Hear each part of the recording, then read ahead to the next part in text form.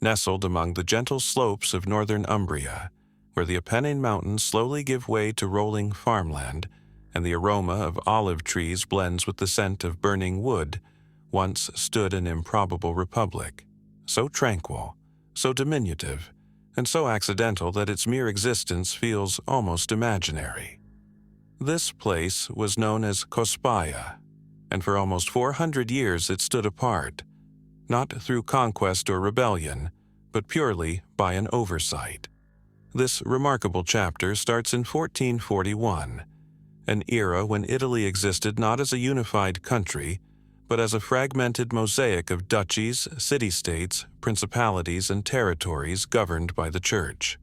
Florence, powerful and ambitious, was entangled in both cultural flourishing and territorial expansion, stretching its reach southward. Meanwhile, the Papal States, ruled directly by the Pope in his secular capacity, sought to protect their holdings. Between them lay a patch of contested, mostly ignored wilderness, thick with trees and remote in location. In that same year, the Florentine Republic bought the village of San Sepolcro from Pope Eugene IV. The arrangement was minor within the grand scope of Italian affairs. A treaty was signed, a map was updated, but in those times, maps were rarely accurate. Surveyors relied more on physical landmarks than precise coordinates. A tiny sliver of terrain, just over a kilometer in width and a few hundred meters across, was unintentionally left out, claimed by neither Florence nor the Papal States. In that forgotten space stood the village of Cospaia. Its people, mainly laborers, artisans, and cultivators, were well acquainted with the instability of border life. But once they discovered they fell under no official rule, they made a bold and unusual choice. They decided to keep it that way. No tax collectors arrived, no bishops sent decrees, no Florentine officials asserted dominion. So the villagers carried on, governing themselves. They announced their autonomy with a succinct declaration, Perpetua et firma libertas, or everlasting and unwavering freedom. There was no grand ceremony, no bloodshed or dynastic struggle, just a small village quietly choosing self-governance, and so began one of the world's calmest and most overlooked experiments in autonomy. There was no formal ruling body, no sovereign, no legislature or structured legal system. Conflicts were settled through communal norms and mutual understanding. Village elders held informal authority out of respect, not out of mandate. When group decisions needed to be made, household leaders gathered in discussion. There were no official judges, no law enforcement, no administrative machinery. The citizens of Cospaia lived as equals, neighbors rather than subjects. What sustained this minuscule republic wasn't merely its freedom, but its capacity to adjust and innovate. By the early 1600s, a new commodity was sweeping across Europe: tobacco. Brought over from the New World, it stirred curiosity and controversy across the continent. The Papal States labeled it immoral. Florence imposed steep duties on its trade, but Cospaia, beholden to neither authority, welcomed it without hesitation. Local farmers began growing tobacco in the valley's fertile soil. Soon, Cospaia transformed into a modest yet lively hub for tobacco agriculture and exchange. Smugglers and traders noticed. Merchants from neighboring regions came to buy tobacco without the burden of taxes. Some saw Cospaia as a sanctuary. Others whispered of its defiance. To its own people, it was simply a way of life. The tobacco trade brought modest wealth, enough for sturdier homes, improved farming tools, and the occasional luxury. Yet Cospaia never ballooned beyond a few hundred inhabitants. There was no ambition to conquer or to sprawl. The boundaries remained informal, but understood, a space untouched by outside interference, quietly tucked between two powerful states. This isolation was both a refuge and a defining trait. The village remained a faint smudge on European maps, even as history surged all around it. Wars broke out and faded, Napoleon's empire rose and crumbled, and Italy slowly emerged from centuries of division. Yet Cospaia endured, untouched, unclaimed, and largely unnoticed. Occasionally, outsiders took interest. Rome questioned its legitimacy. Florence lamented lost tax revenue. But by the time efforts were made to impose control, Cospaia had become more of a novelty than a nuisance, its existence so strange it seemed harmless. A village without taxes, rulers, or soldiers? Easier, perhaps, to simply let it be. Its independence did not end with violence or revolt, but with quiet agreement. In 1826, after nearly 4 centuries of self-rule, the Republic peacefully agreed to dissolve. Its tiny territory was split between the Papal States and the Grand Duchy of Tuscany. As part of the farewell, residents were gifted cigars and commemorative medals from the Pope. Some accounts say they rejoiced. Others say tears were shed. Maybe both were true. Even after its dissolution, the essence of Cospaia lingered. The tobacco fields remained, and the memory of self-rule was passed down through stories. People recalled that chapter not with regret, but with affection, a time when they governed themselves, and it worked. Today, Cospaia still sits quietly amid Umbrian hills. There's no grandeur to mark its legacy. Just a simple plaque, a stone church, a handful of aging houses and farmland stretching into the distance. If you ask the village elders, some still speak of the days when Cospaia was a nation, even if only in spirit. Historians continue to wonder, how did such a place last for so long? Why didn't it collapse into disorder? The explanation may rest not in political theory, but in the people themselves. They weren't radicals or philosophers. They were cultivators, merchants, weavers, individuals who cherished calm, understood the land, and prioritized harmony over authority. Their independence wasn't an ideology. It was embedded in their daily lives. It was in the rhythm of planting and harvest, in the quiet markets, in the stillness of dusk. Cospaia shows us that sovereignty doesn't have to roar. It can whisper. It can hide in the spaces others overlook. It can endure, not by force, but by shared understanding. It leaves behind gentle questions. What defines a nation? Who grants authority? And what if sometimes the answer is no one? Amid Europe's grand saga of empires and revolutions, Cospaia offers a pause, a small, gentle breath in a story of constant motion. A reminder that borders are sometimes drawn in error, and from such accidents something rare and quietly beautiful can arise. And if one day you find yourself wandering through northern Umbria, step off the main road. Follow the winding tracks past olive trees and old stone fences. You might find a faded sign, a shaded glade, and there, in the stillness of the hills, you may hear the faint echo of a republic that was never meant to exist, but did. Renowned as one of history's most brilliant polymaths, Leonardo da Vinci was centuries ahead of his era. While his paintings, like the Mona Lisa and the Last Supper, are celebrated worldwide, Leonardo's legacy extends far beyond the canvas. He was also a trailblazing engineer, inventor, and scientist. His journals, teeming with sketches and theories, contain concepts for technologies that wouldn't become reality until hundreds of years later. Many of these pioneering designs remained unbuilt during his life due to technical challenges, insufficient resources, or their sheer complexity. Nevertheless, several of his once unrealized ideas have since materialized, affirming that his genius was not just speculative. Among his most iconic designs were those meant for flight. Fascinated by birds, Leonardo studied their motion and the science of air to conceive flying devices that mimicked winged creatures. One of his best-known ideas was the ornithopter, an aircraft meant to fly by mimicking birdwing movements. The materials and engineering capabilities of the 1400s couldn't support such a creation, but Leonardo's work provided early insight into aerodynamics and directly influenced the evolution of flight. His theories on lift, drag, and airflow would eventually form the bedrock of aeronautical science. Leonardo also devised an early version of what resembles a helicopter. This invention, known as the aerial screw, featured a corkscrew-shaped rotor that he believed could ascend by pushing air downward. Though too heavy and impractical at the time, Its underlying principle bears a clear resemblance to modern rotary wing aircraft, underscoring his extraordinary foresight. He further conceptualized what might be described as an early armored fighting vehicle.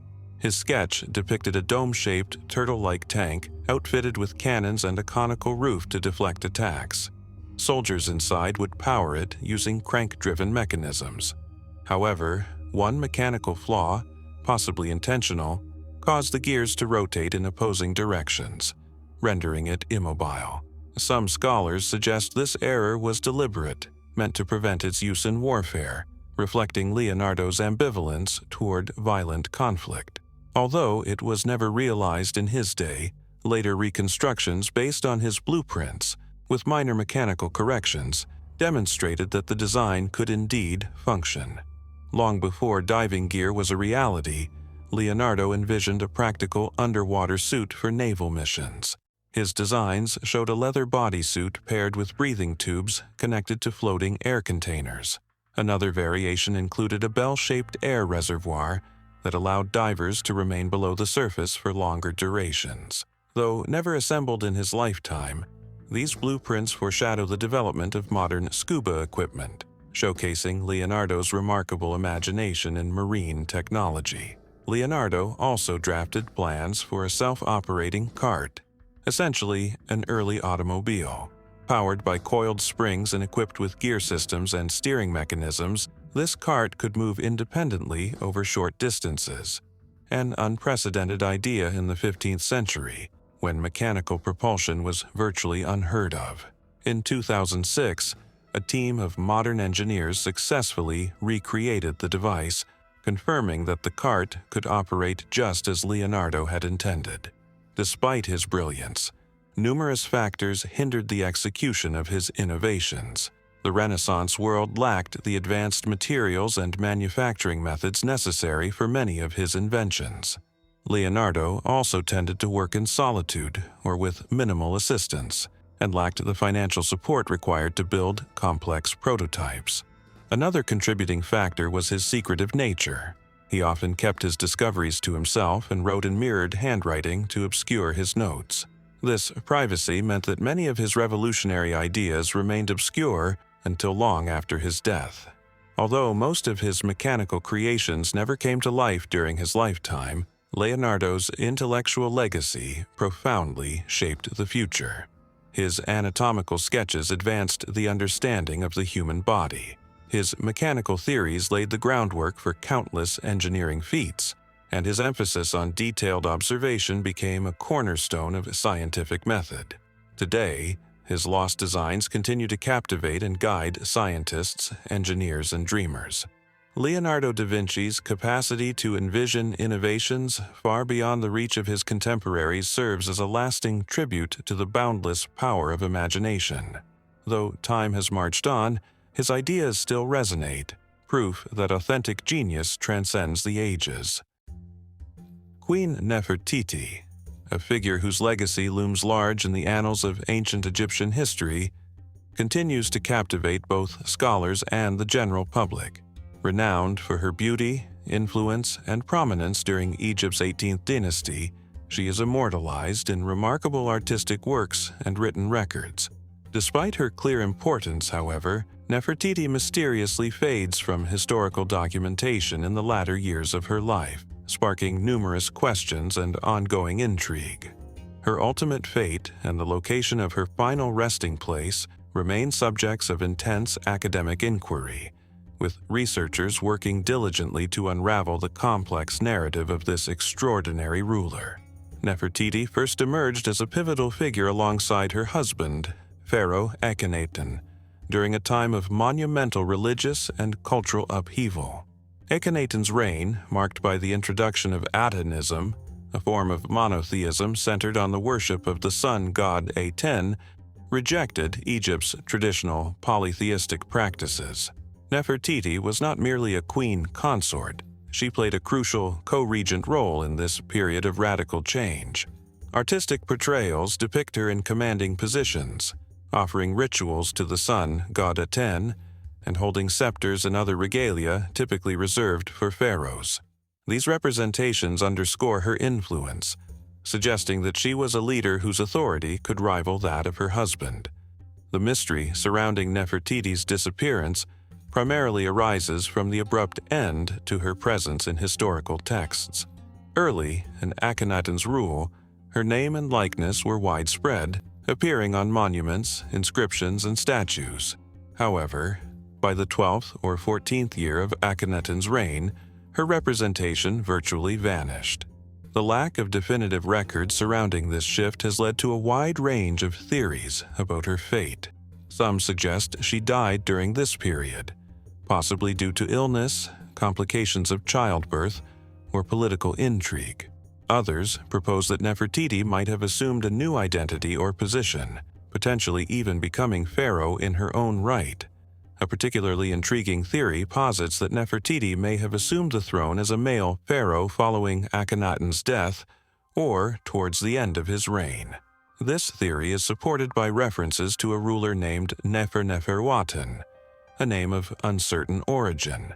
Some scholars believe that this name could represent Nefertiti later in life, ruling Egypt in her own right. If this hypothesis proves correct, she would have been one of the few women in ancient Egyptian history to achieve such power, alongside later figures such as Hatshepsut and Cleopatra. Adding to the mystery of Nefertiti's disappearance is the unresolved question of her burial place. Despite her high status, no tomb has been definitively linked to her. This is particularly puzzling considering the elaborate burial practices for royalty in ancient Egypt. The royal necropolis at Amarna, the city founded by Akhenaten, contains no clear evidence of her tomb. One theory suggests that her tomb was relocated or destroyed during the backlash against Atenism following Akhenaten's death. Another possibility is that Nefertiti's final resting place remains hidden, either beneath Egypt's shifting sands or within an undiscovered portion of a larger, more complex burial site. Recent technological advancements have rekindled the search for Nefertiti's tomb. Radar scans of Tutankhamun's tomb, believed to be the final resting place of her stepson, have revealed anomalies that some researchers speculate could point to hidden chambers. Advocates of this theory suggest that these chambers might house the remains of Nefertiti, secretly interred during Egypt's tumultuous shift back to traditional religious practices. Although these findings remain inconclusive, they keep the mystery alive, opening the door to future discoveries that could reshape our understanding of Nefertiti's life and death. The possibility that Nefertiti's burial remains undiscovered continues to inspire archaeological expeditions across Egypt. From the Valley of the Kings to the lesser explored regions of Amarna, researchers remain committed to finding answers. These efforts are aided by non-invasive technologies like ground-penetrating radar and isotope analysis, which allow for more detailed investigations without disturbing potential sites. In addition, the discovery of workers' villages and tools at Amarna provides insight into the effort and logistics behind royal tomb construction, potentially offering clues that will one day lead to Nefertiti's final resting place. While the mystery of her physical disappearance endures, Nefertiti's legacy persists through the remarkable cultural and artistic achievements of her era. One of the most iconic relics associated with her is the famous bust of Nefertiti, unearthed in 1912 by German archaeologist Ludwig Borchardt. This exquisite artifact, renowned for its elegance and serene beauty, has become one of the most recognizable symbols of ancient Egypt. The bust, along with other depictions of Nefertiti, reflects her status as an emblem of beauty, grace, and authority during a period of great transformation. Nefertiti's involvement in the religious reforms of her time is equally fascinating. As part of the Atenist movement, she helped usher in a significant departure from traditional Egyptian religious practices. Her active participation in the promotion of Atonism reveals her deep investment in the success of this revolutionary belief system. The decline of Atonism after Akhenaten's death raises questions about whether her fate was tied to the political and religious turmoil of the era. Did her association with Atonism make her a target of those who sought to restore Egypt's polytheistic traditions? Or did she manage to adapt, aligning herself with the evolving power structures of the time. Some scholars suggest that Nefertiti's disappearance may reflect an intentional erasure from history, an act not uncommon in ancient Egypt when rulers sought to consolidate power or rewrite the narrative of their predecessors. The destruction of Amarna and the deliberate defacement of monuments associated with Atenism point to a broader effort to erase this period from memory. If Nefertiti retained influence after Akhenaten's death, her erasure could have been part of a larger political campaign aimed at restoring Egypt's traditional religious and political systems. The vanishing of Queen Nefertiti is not just a historical conundrum.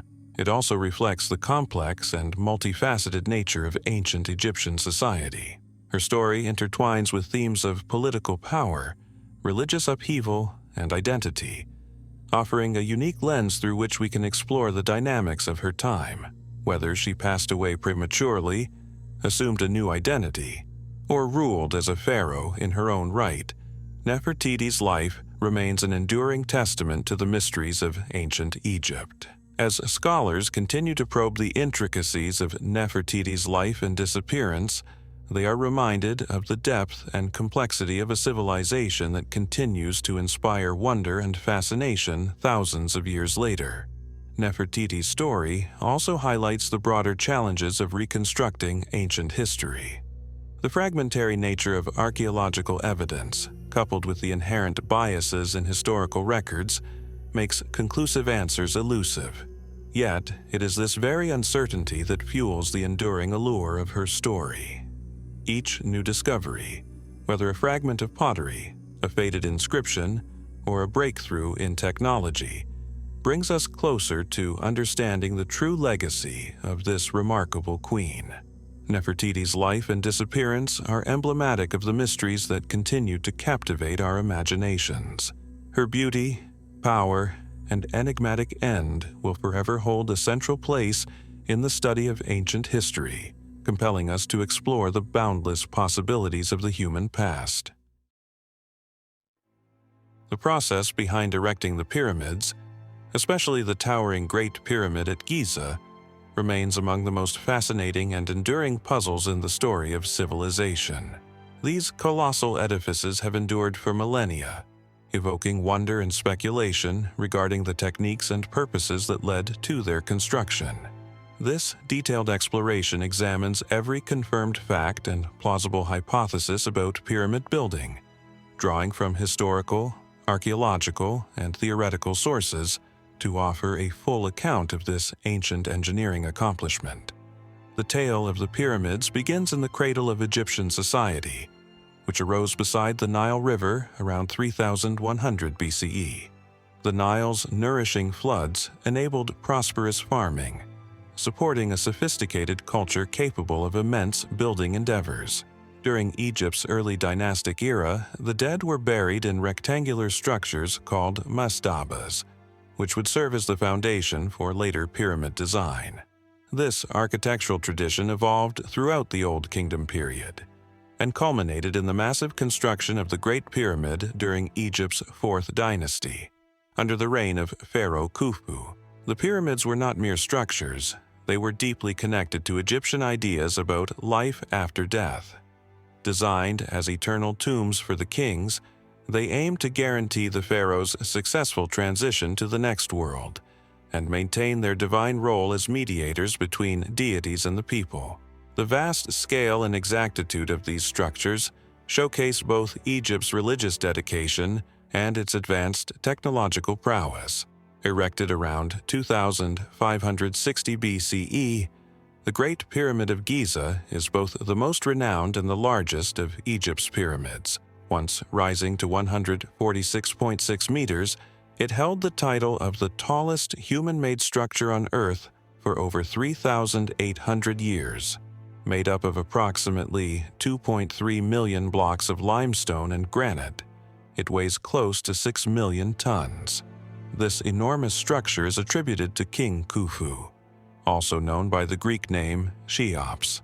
It formed the centerpiece of a wider funerary complex that included smaller pyramids, temple buildings, and the iconic Sphinx. Creating such a masterpiece demanded intense planning, abundant supplies, and a rigorously coordinated labor system. The bulk of the pyramid was built using limestone for both the inner core and the outer cladding, while granite, used for structural support and internal chambers, was brought from Aswan, more than 800 kilometers away. Fine white limestone was quarried from the Nile's eastern banks and ferried across the river. Quarrying methods involved copper chisels to cut softer stone, while harder materials like granite were worked using dolerite pounding stones. Traces left in ancient quarries show workers utilized chiseling, pounding, and levering to dislodge and shape the rocks. How the ancient Egyptians managed to move such massive stones remains a topic of debate. The most accepted theory proposes that sledges pulled the blocks while water was poured on the sand to reduce friction. New archaeological evidence suggests they may have also engineered canals and relied on the seasonal flooding of the Nile to move heavy stones closer to the site. Artifacts and wall carvings reveal that massive teams, divided into specialized groups, were tasked with dragging the blocks to their destination. Experimental reconstructions have confirmed that sledges lubricated with water significantly reduced manpower needs. The exact techniques used to stack and position these heavy stones remain uncertain. Some theories propose straight or zigzagging ramps made of mud brick and limestone debris. A straight ramp would need to grow with the pyramid's height, requiring enormous resources and space, while angled ramps built along the sides would have been more efficient. Others argue for internal ramps, which would leave no external trace. Beyond ramps, wooden sleds and levers likely assisted in raising and aligning the blocks. Hands-on experiments in archaeology have shown that, with clever planning and group effort, simple tools could accomplish impressive results.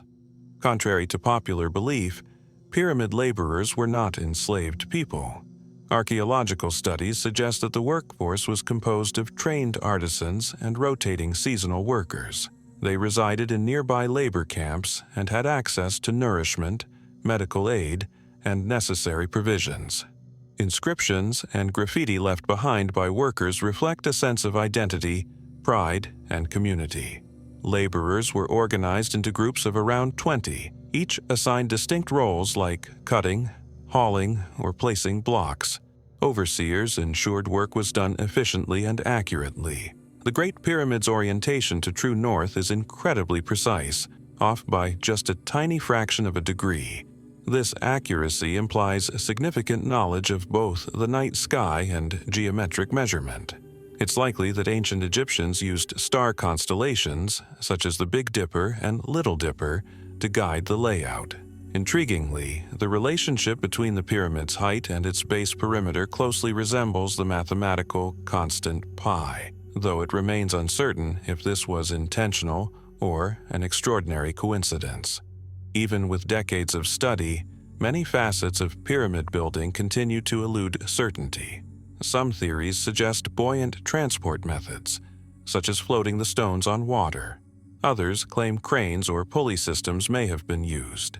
Among the more outlandish propositions is the belief that extraterrestrial beings played a role. While such ideas capture popular fascination, most researchers highlight the creativity and practicality of ancient Egyptian engineering. The pyramids have served as blueprints for countless architectural and structural achievements through history. They represent humanity's enduring drive to transcend limitations and achieve greatness. Beyond their engineering marvels, they provide a glimpse into Egypt's spiritual, social, and economic systems. Technological breakthroughs, such as satellite scans, ground-penetrating radar, and 3D modeling, continue to illuminate new facets of pyramid construction. Recent discoveries include ancient logbooks describing stone transport and remnants of ramps used during the build.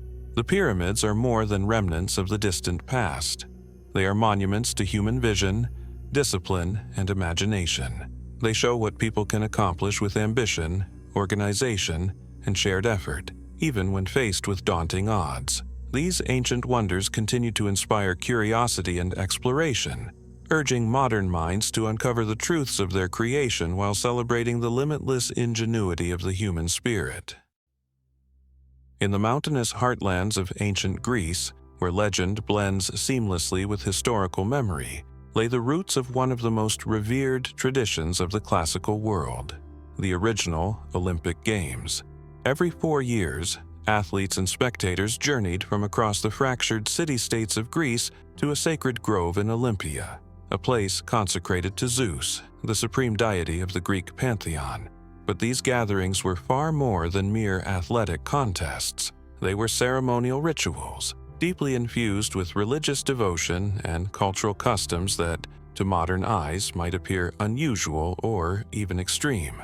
Stories handed down through generations claimed that the Olympic Games were instituted by Heracles himself. One version of the myth tells how, following the completion of a labor imposed upon him, Heracles inaugurated the competition as a token of homage to Zeus, his divine father. Others attribute the founding to Pelops, a mythical figure said to have won his bride in a chariot contest held at Olympia. Regardless of their exact mythological roots, by the time they entered the annals of recorded history, the Olympic Games had already become a cornerstone of Hellenic identity. The earliest documented games date back to 776 BCE, although informal versions likely predated this milestone. Unlike the modern Olympics with their wide spectrum of events, the inaugural contests featured only a select few, each demanding raw strength, speed, and stamina. The first and only event in those initial games was the Stadion, a sprint covering roughly 192 meters. Over the centuries, the program expanded, incorporating increasingly rigorous and varied disciplines. One of the most striking and often misunderstood features of these ancient contests was the practice of competing entirely without clothing. Far from scandalous, this was a form of homage to the physical ideal, a public celebration of bodily excellence. The word gymnasium itself derives from the Greek gymnos, meaning nude. For the Greeks, athletic nudity symbolized honesty, purity, and unashamed reverence for the human form. The range of events eventually came to include foot races, strength trials, hand-to-hand combat, and horseback sports. Among the most prestigious of these was the pentathlon, a 5-fold challenge combining running, long jump, javelin throw, discus, and wrestling. Mastery in this event marked an athlete as supremely versatile and disciplined. Combat competitions were among the most brutal and compelling spectacles.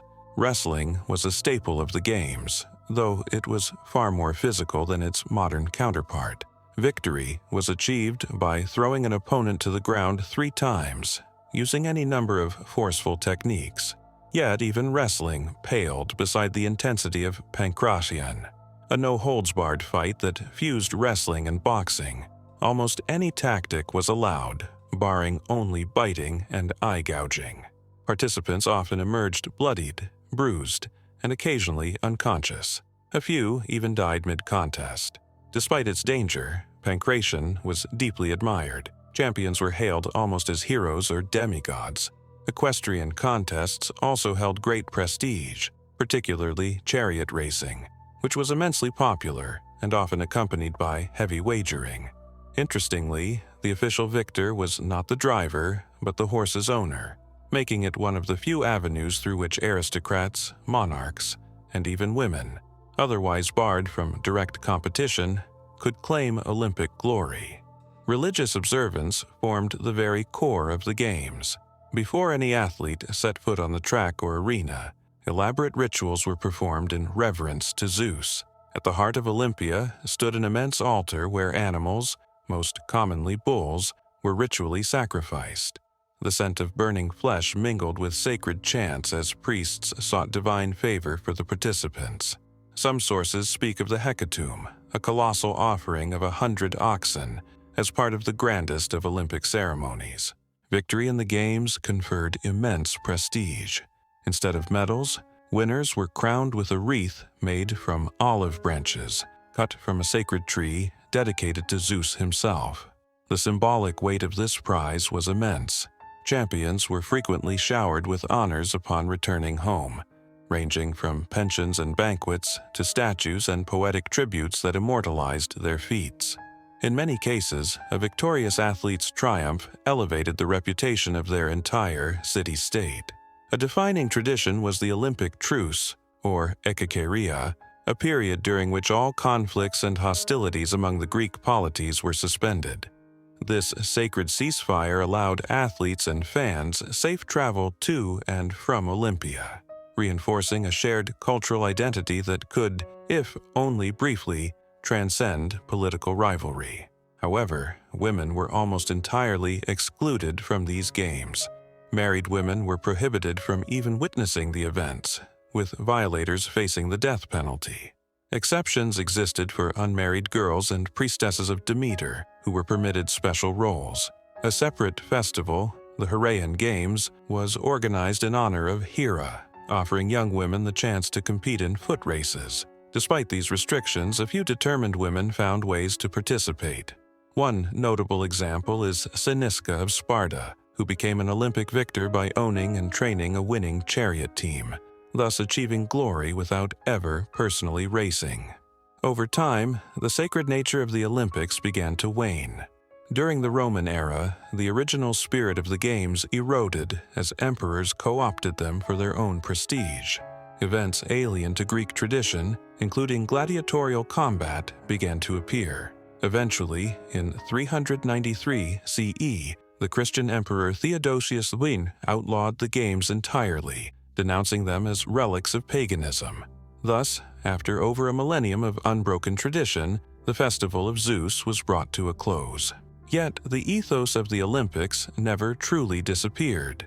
When the modern Games were revived in 1896, they drew heavily from these ancient ideals: celebration of the human form, devotion to fair competition, and the dream of unity through sport.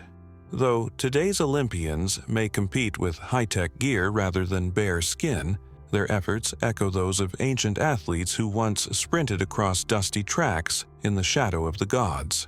The original Olympic Games were far more than contests of might.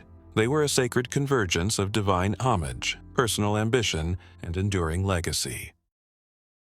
Beneath the searing sun and stretching golden dunes of Egypt's vast Sahara, where the line between bustling civilization and endless desert blurs, stand some of the most iconic marvels ever created by human hands, the colossal pyramids of Giza. These majestic relics, etched into the landscape like echoes of another era, have stirred the wonder of humankind for thousands of years. Towering and tranquil, they preserve the memory of a time when Egypt's mighty rulers commissioned enduring monuments as tributes to their divine status and everlasting journey beyond death. As one draws near to the Giza Plateau, the sheer size and grandeur of these stone behemoths becomes unmistakably clear, a resounding symbol of the ambition, technical skill, and authority of ancient Egypt. Chief among them is the pyramid constructed for Pharaoh Khufu, referred to as the Great Pyramid, a structure that once ruled the skyline during Egypt's 4th dynasty, around 2600 BCE. For nearly 4,000 years, it stood as the tallest man-made creation on Earth, a title that speaks volumes about the scale and excellence achieved by its builders. At its completion, Khufu's pyramid rose to an impressive height of roughly 146 meters.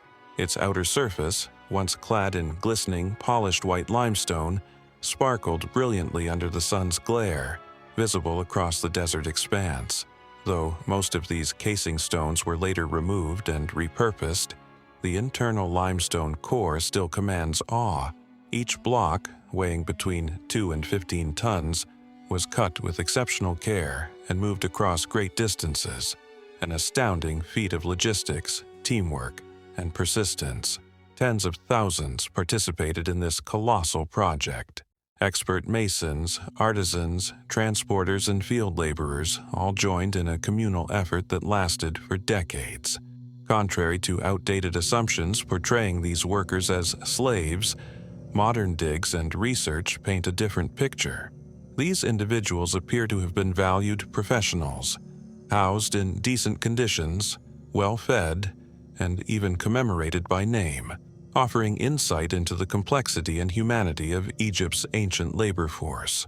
Even more impressive than the pyramid's scale is its meticulous orientation. Its four faces align almost perfectly with the cardinal directions, a staggering accomplishment made long before the invention of the compass.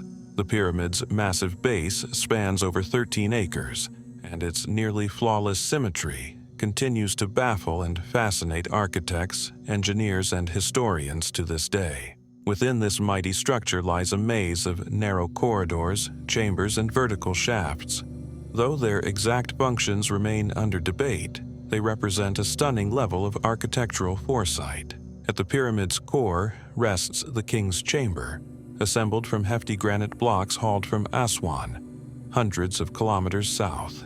Its carefully cut walls and massive ceiling beams fit together with such exactness that they remain a marvel even by modern standards.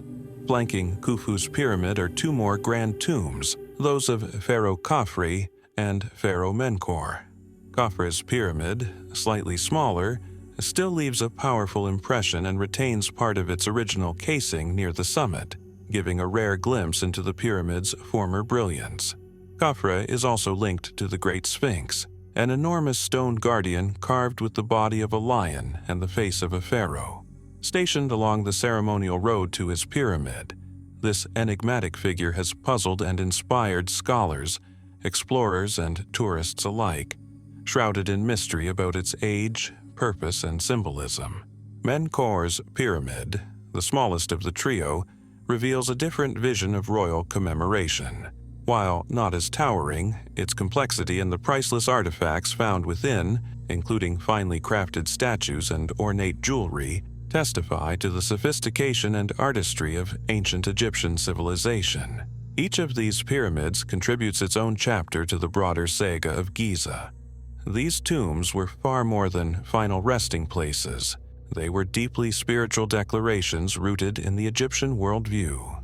Pharaohs, regarded as divine intermediaries, were believed to maintain harmony between gods and mortals. Their careful burial was not merely ceremonial, but crucial to cosmic order. Pyramid design reflected sacred principles and astronomical alignments, guiding the ruler's soul to the afterlife. Over the centuries, countless explorers, historians, and scientists have sought to unlock the secrets these monuments hold. From the ancient writings of Herodotus to the digital scans of today's archaeologists using ground-penetrating radar and 3D modeling, the pyramids continue to reveal new layers of understanding about the civilization that birthed them. Now, as sunlight spills across the Egyptian sands at dawn, casting golden rays upon these eternal monuments, visitors from around the globe stand in silent awe. The Great Pyramids of Giza endure not merely as structures, but as symbols of what humans can achieve with vision, coordination, and belief in something greater than themselves. They remain a powerful emblem of humanity's relentless quest for legacy, remembrance, and deeper understanding. A journey that, like the pyramids themselves, continues to stand the test of time. In the dry, sun-scorched lands of Western Australia during the final months of 1932, an unusual conflict began to unfold.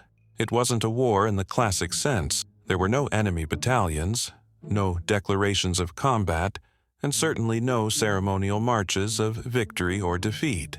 Yet, this clash involved armed forces, military-grade weapons, and a surprisingly persistent adversary.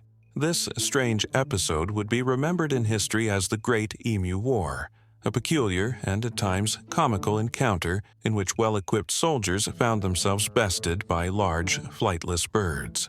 To understand how this unusual showdown came to be, we must first explore the landscape and the people working to make a life there. After the end of World War I, the Australian government, like many nations, struggled to reintegrate soldiers into civilian society. As a way to compensate and employ its veterans, the government began allocating plots of farmland, particularly in remote parts of Western Australia. Men who had once braved the horrors of Gallipoli and the battlefields of Europe were now tasked with farming rough terrain, attempting to coax crops from the often unyielding earth. By the early 1930s, things had taken a turn for the worse. The global economic crash had deeply affected Australia. Wheat prices collapsed, machinery broke down, rainfall was rare, and agricultural pests were on the rise. Then, in late 1932, a new challenge arrived: the emus. These towering birds, taller than most people's waists and equipped with strong legs and coarse feathers, moved in large groups and could cover vast distances quickly. Though unable to fly, they could run at speeds exceeding 30 miles per hour and were surprisingly agile. That year, tens of thousands of emus began migrating inland from coastal regions, following their natural patterns in search of food and water. This time, however, their journey led them directly through newly cultivated wheat fields, spelling disaster for local farmers. The emus trampled fences, shredded young crops, and created havoc wherever they passed. The farmers tried driving them away. They even resorted to shooting, but the emus arrived in relentless waves, seemingly unstoppable. Desperate, the farmers pleaded with the federal government for assistance. In response, the government took an unusual step. They sent in the military. A small detachment led by Major G.P.W. Meredith of the Royal Australian Artillery was assigned to the task.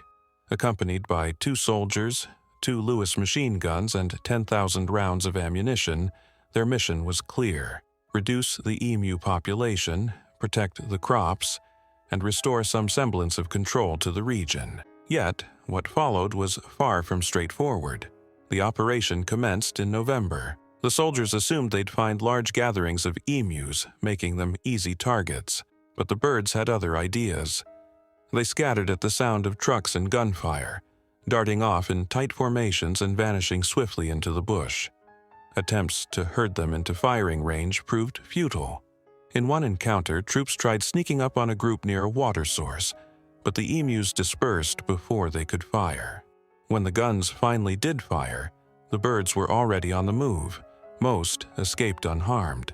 On another occasion, a gun was mounted onto a vehicle in hopes of chasing the birds down.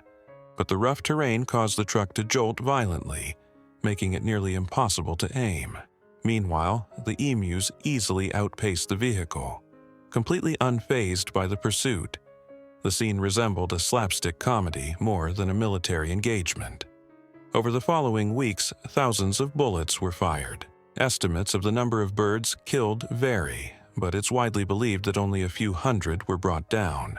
Strangely enough, the emus appeared to adapt to the assault. They began moving in smaller flocks and changing their routes. Some farmers joked that the birds had even appointed leaders to guide their evasive maneuvers. Major Meredith himself later admitted, somewhat admiringly, that the emus demonstrated a level of coordination and determination that would be envied by any army. As the story reached Canberra, it also reached the newspapers. The press quickly latched on to the bizarre spectacle. Headlines mocked the campaign with phrases like "machine guns versus birds" and "army outwitted by emus." International media picked up the story as well. Some reported it with dry wit, others with open amusement. Regardless, it became a national embarrassment. By early December, the mission was quietly ended. The military withdrew. The emus remained. The government altered its strategy. Instead of continued armed intervention, it increased support for building fences and offered bounties to local hunters. These more traditional methods proved far more effective at reducing the emu population. Slowly, the problem came under control, but the legend of the so-called war had already been cemented in the public imagination. No battles were officially won, no honors awarded, and no land claimed. Yet, the Great Emu War left behind valuable lessons. It revealed flaws in bureaucratic thinking, the limits of conventional solutions, and the unpredictability of nature when faced with rigid human plans. Though humorous in hindsight, the episode was more than a farce. It illustrated the challenges of managing a vast and untamed land.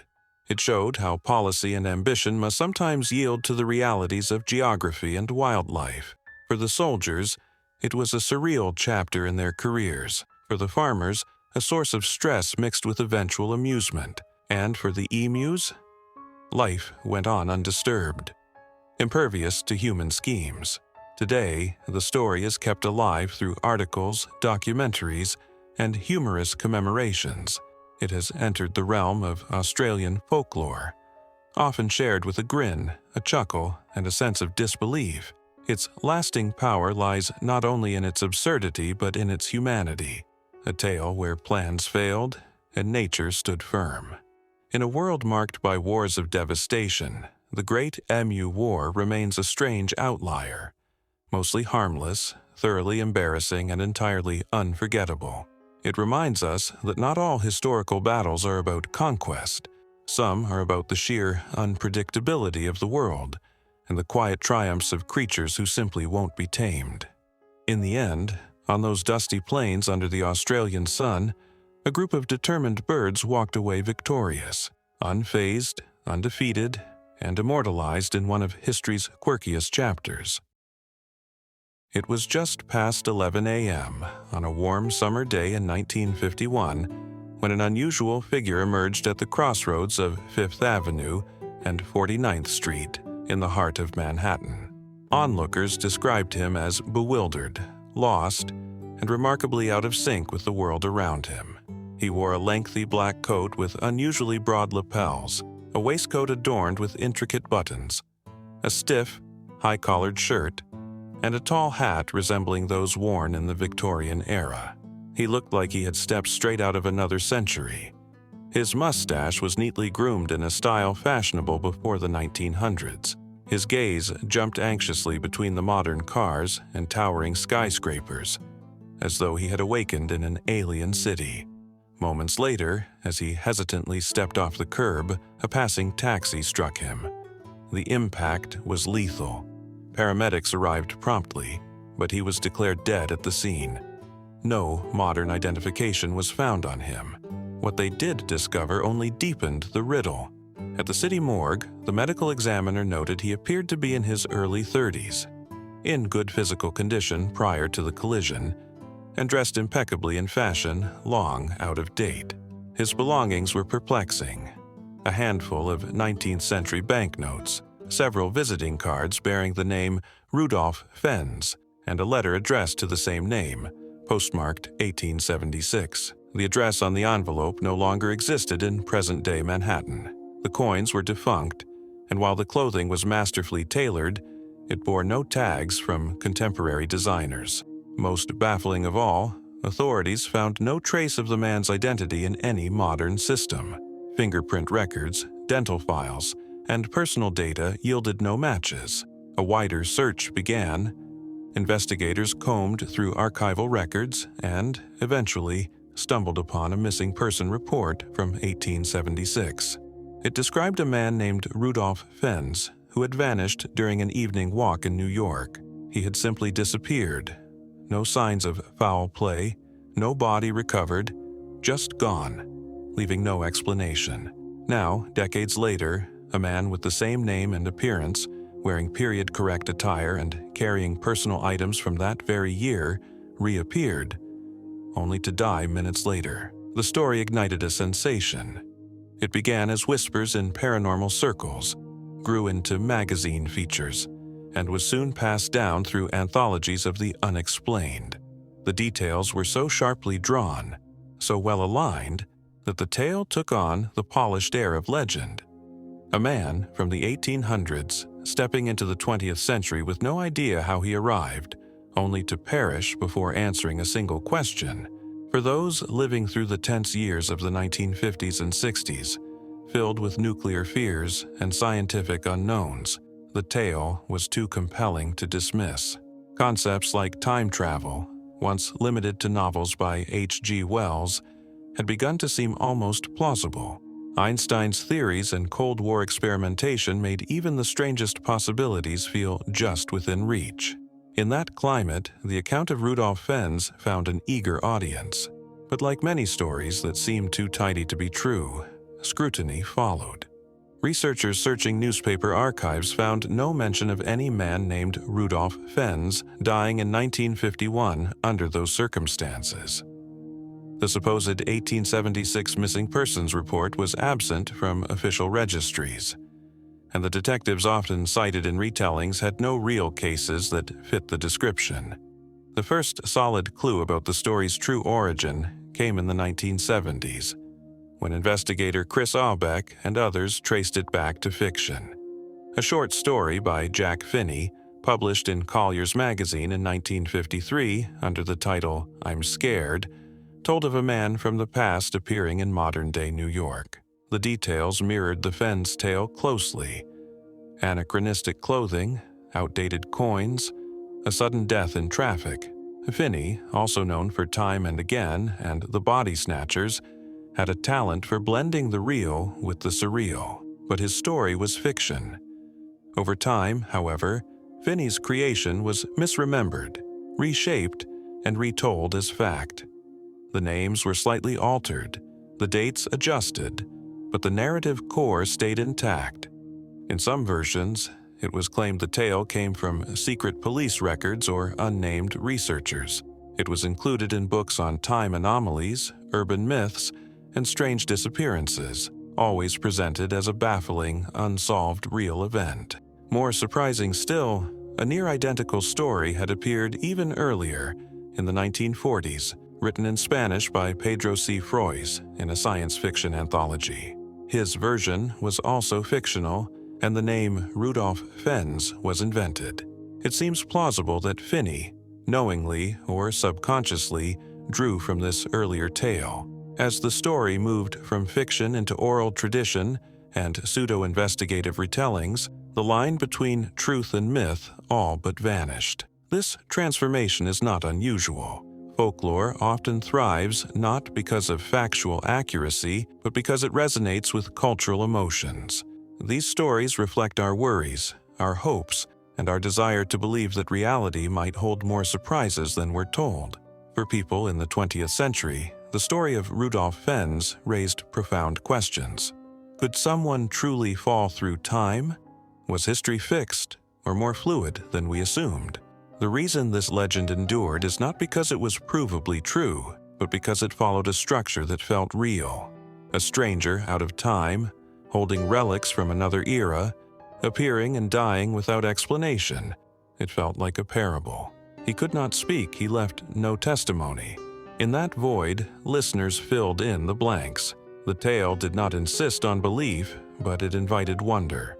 The fascination with time travel is not simply rooted in curiosity.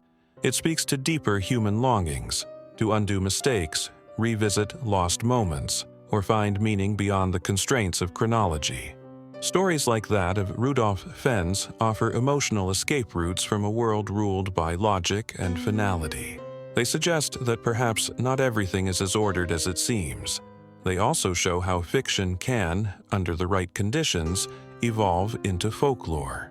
In an age before Google and digital databases, a magazine story could, within a few years, be accepted as fact.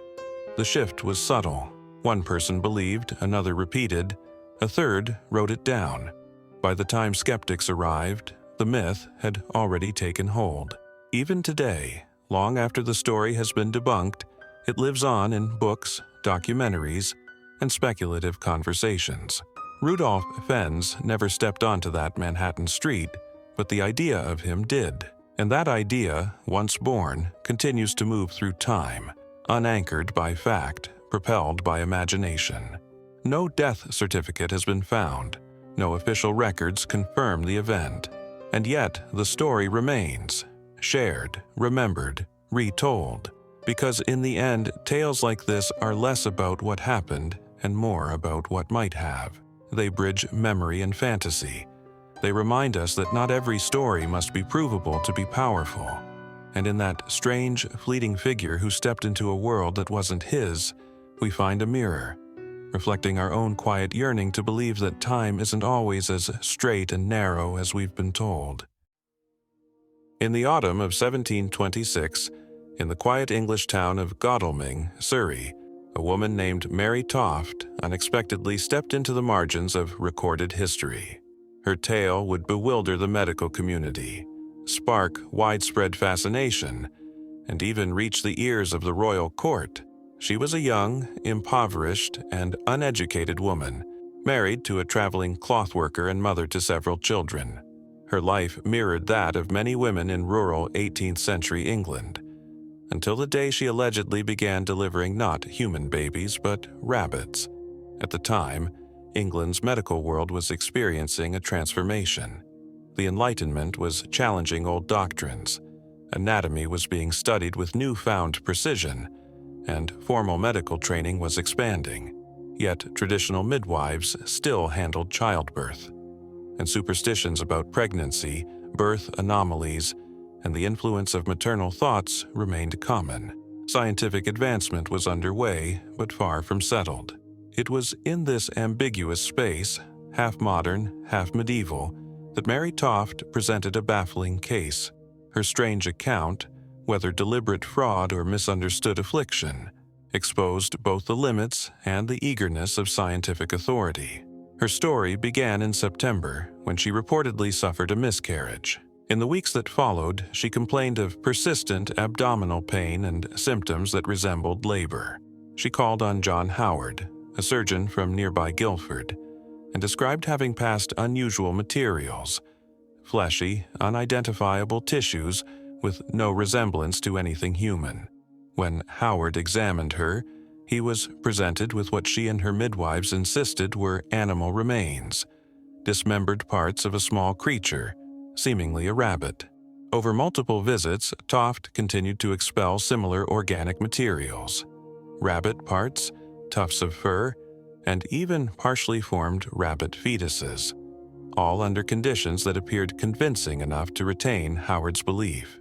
Rather than dismissing the incidents as trickery, Howard preserved each specimen, labeling them and storing them in jars. He wrote to fellow medical professionals, seeking their advice and opinions. His career was still developing, and his status in the medical field was not yet secure. Whether this was a case of medical marvel or deception, Howard knew it could make or break his reputation. His belief in the extraordinary nature of the events only deepened. Word of the bizarre case quickly spread. Within weeks, the story had reached the capital and drawn the attention of elite medical figures. Among them was Nathaniel Saint, André, a surgeon and anatomical specialist to King George I. Saint. André traveled to Godalming to investigate personally and returned to London with astonishing testimony. According to his report, he witnessed rabbit parts being expelled from Toft's body in real time. At least initially, he judged the births to be genuine. By November, Mary Toft had been relocated to London for more rigorous observation. She was placed under watch at a bathhouse in Leicester Fields, where physicians could monitor her continuously. Remarkably, the phenomenon appeared to continue. Medical observers claimed to see her discharge rabbit parts even while under constant scrutiny. Still, cracks began to appear in the story. How could she keep producing animal specimens while under guard? Where were they coming from? While some doctors held on to their belief in the authenticity of the case, others grew doubtful.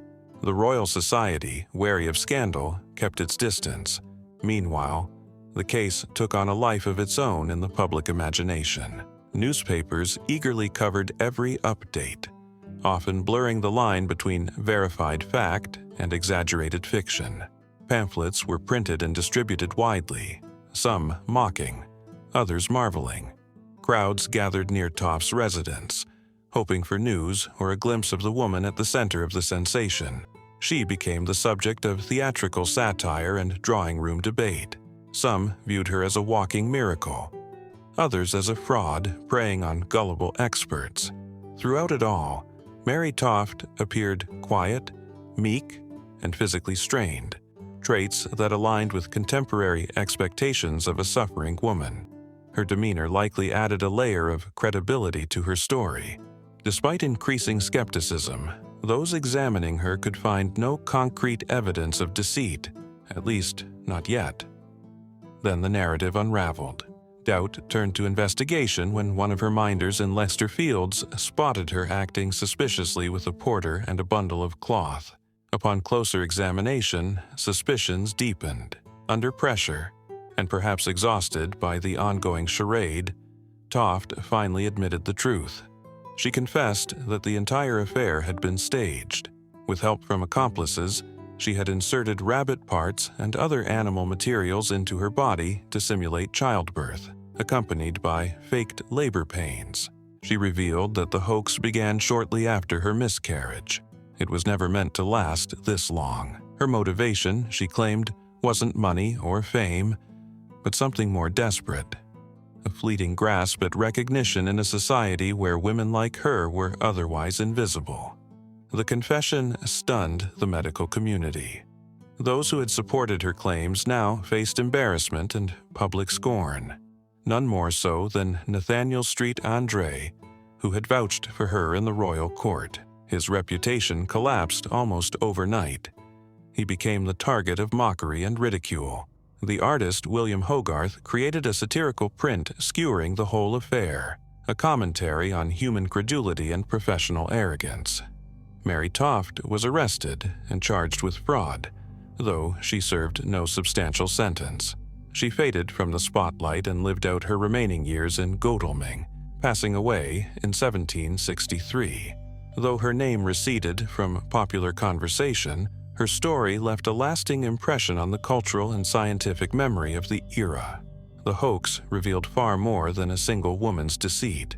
It exposed how vulnerable early medical science remained, how easily authority could be manipulated by spectacle and performance. Learned men who had studied anatomy were willing to overlook contradictions in favor of marvels. The affair showed just how fragile scientific credibility could be when placed under public scrutiny. The case also reflected deeply rooted beliefs about pregnancy and maternal influence. At the time, it was still commonly believed that a woman's thoughts and experiences could shape the development of a fetus. In such a context, the idea of a woman birthing rabbits, while bizarre, was not wholly beyond belief. The boundary between the believable and the absurd had not yet hardened. Toft's story also cast light on the gendered power dynamics of medicine. Her body became a battleground for professional opinion, subjected to examination, suspicion, and spectacle. She played no part in the scientific debate surrounding her, but in staging the event, she wielded her limited power astutely, manipulating both cultural expectations and the ambitions of those eager to explain her. Finally, the tale underscored the emerging power of the press in shaping public discourse. The media sustained the illusion, disseminating claims long before they could be properly verified. Public curiosity, whether fueled by belief or ridicule, drove the narrative forward. The Mary Toft episode was an early example of how science, media, and public perception can collide in unpredictable ways. Her deception didn't halt medical advancement, but it delivered a sobering lesson. Science, too, is vulnerable to context, to belief, and to performance. Her case remains a strange and compelling reminder of how truth can be shaped by illusion, how spectacle can overtake evidence, and how even the most implausible claims can thrive in the right cultural moment. For a brief time, the impossible seemed real, and in that moment, the world learned just how thin the line could be between wonder and deception. The legacy of Benjamin Franklin is woven deeply into both the American national identity and the history of scientific progress. A polymath of exceptional intelligence and endless curiosity, Franklin lived during and helped shape the Enlightenment. He wore many hats: printer, diplomat, statesman, and inventor. But it was his work as a natural philosopher, what we now recognize as a scientist, that best reveals the core of his intellectual drive. Among his many fascinations, electricity stood out as a particularly captivating mystery.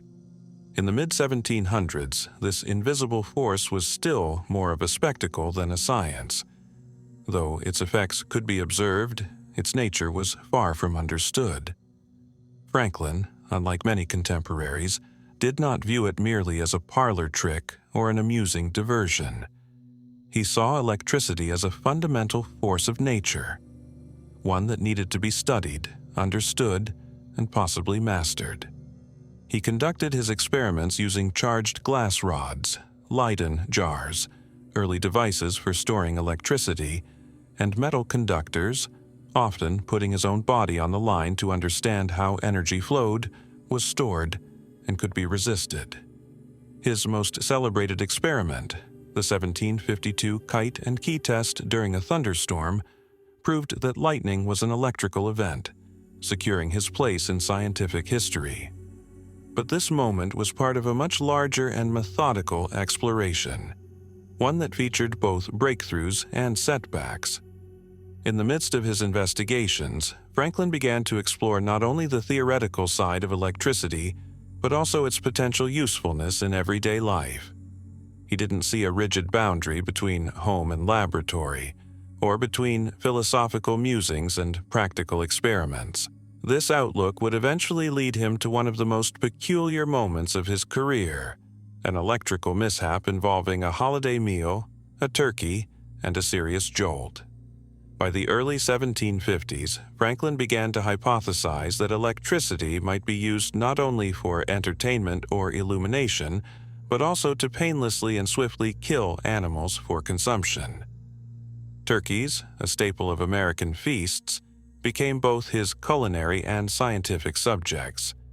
In a letter dated December 25, 1750, Franklin described his plan to use an electric shock to slaughter poultry, believing this method would tenderize the meat more effectively. While this might sound eccentric, Franklin's idea was rooted in practical concern. In a world lacking refrigeration and modern methods of butchery, finding efficient and humane ways to kill and prepare food was both scientific and utilitarian. If electricity could end an animal's life instantly and with minimal suffering, while preserving the quality of the meat, it might represent a valuable advancement in food preparation. So, he crafted an experiment to prepare a holiday turkey using an electric current for the kill.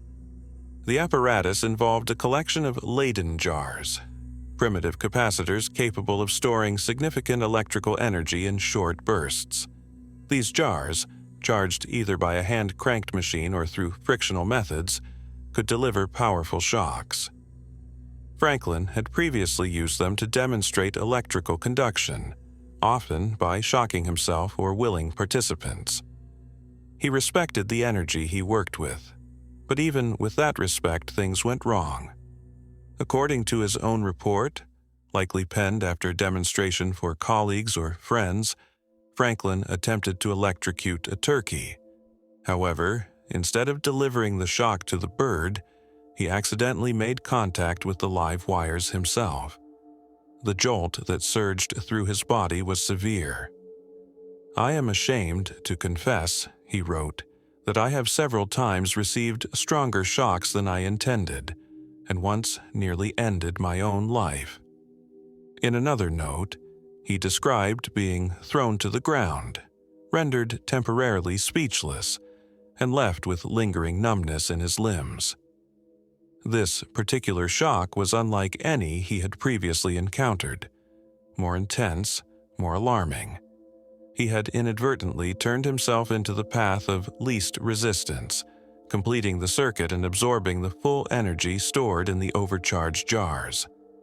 Ironically, the turkey was unharmed. It was Franklin who suffered the consequences. Despite the painful and dangerous result, Franklin did not respond with embarrassment or self-deprecation. Instead, he reflected on the causes of the error, analyzed the voltage, reassessed his approach, and emphasized the need for greater caution when working with stored electrical energy. This was not a failure to him, it was a learning opportunity.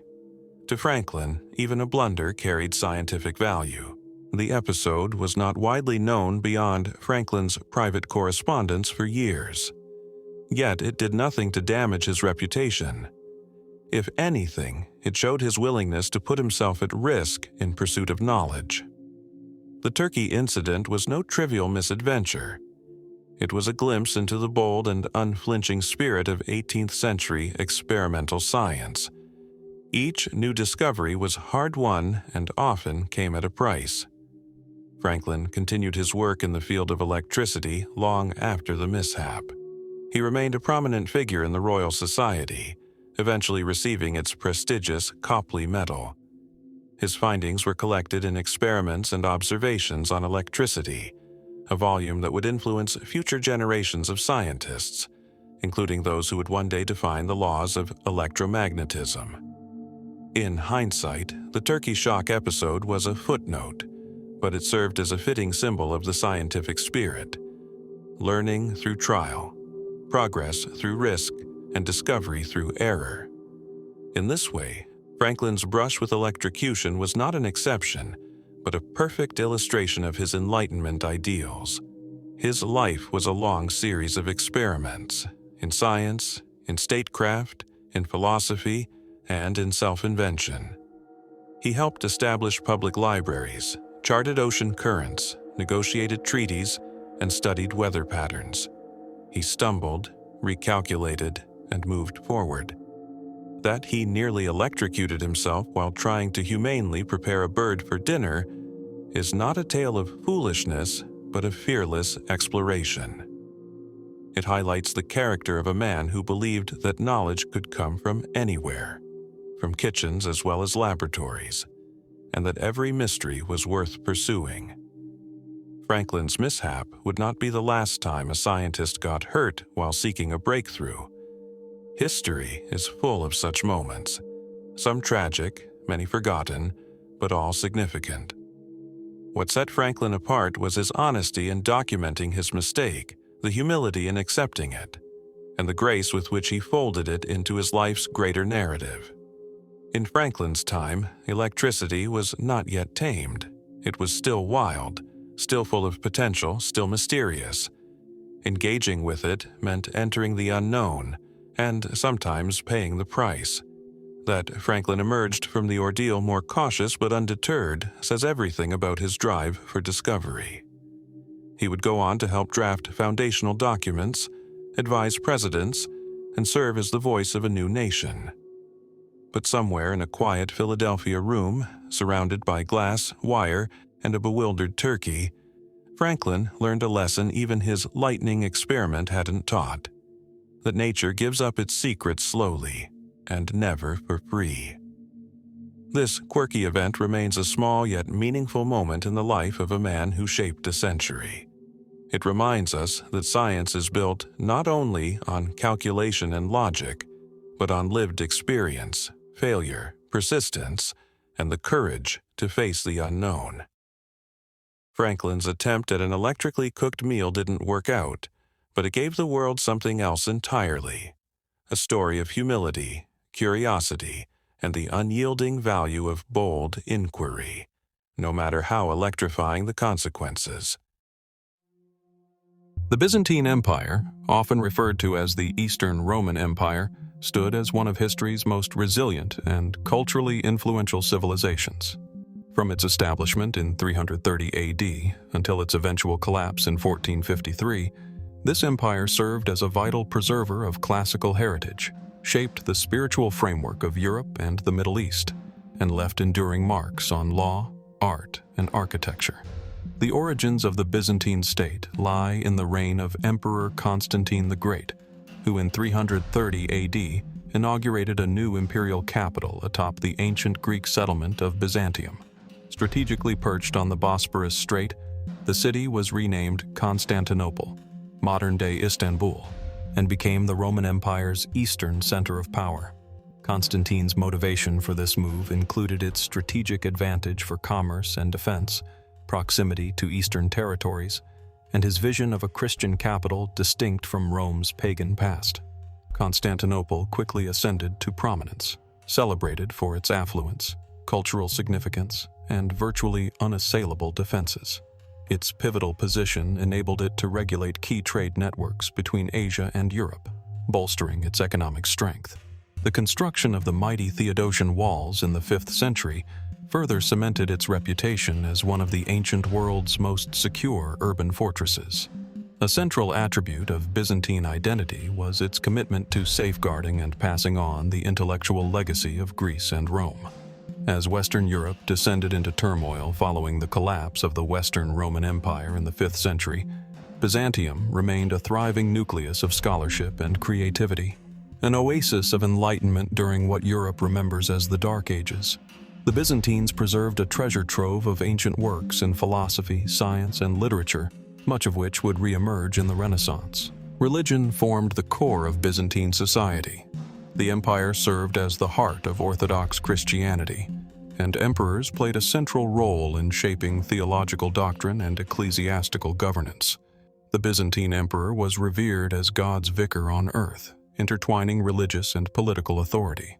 The Eastern Orthodox Church, which emerged from the Byzantine tradition, cultivated its own liturgical customs, theological positions, and artistic expressions, diverging significantly from the Latin-based Roman Church in the West.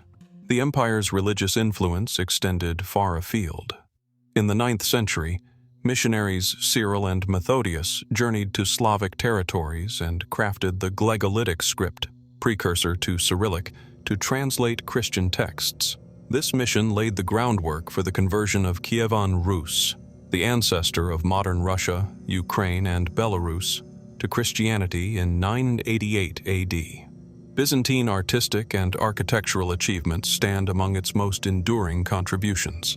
The empire forged a distinct style of sacred art, characterized by a focus on divine themes, rich color palettes, particularly gold, and iconic religious imagery depicting Christ, the Virgin Mary, and various saints. These icons were not merely artistic pieces, but were considered spiritual conduits, essential in Orthodox devotion and worship. A prime example of Byzantine architectural genius is the Hagia Sophia in Constantinople. Built in the 6th century under Emperor Justinian I, it stood as the world's largest cathedral for nearly a millennium. Its immense central dome, which appears to hover above the nave, was a feat of engineering that influenced generations of builders. Inside, resplendent mosaics portraying religious narratives in glittering gold and vivid hues showcased the empire's mastery in mosaic craftsmanship. Byzantine architectural designs, especially the Greek cross layout and the onion dome, shaped church construction across Eastern Europe and Russia, becoming emblematic of Orthodox sacred spaces. The Byzantines made foundational contributions to legal theory and codification.